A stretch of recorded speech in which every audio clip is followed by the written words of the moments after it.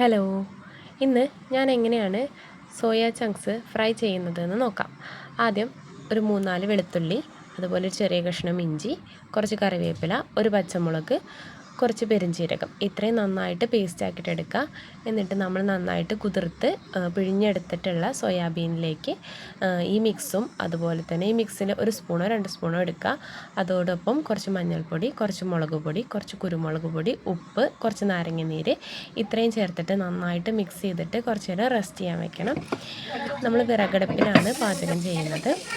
ഇവിടെ അധികം എൻ്റെ മോനും അതുപോലെ തന്നെ ഹസ്ബൻഡും വെജിറ്റേറിയൻസ് ആണ്. അപ്പോൾ ഞങ്ങൾക്ക് നോൺ വെജ് ഉള്ള സമയത്ത് ഇവർക്ക് കൊടുക്കാൻ വേണ്ടിയിട്ടാണ് ഞാനിത് തയ്യാറാക്കുന്നത്.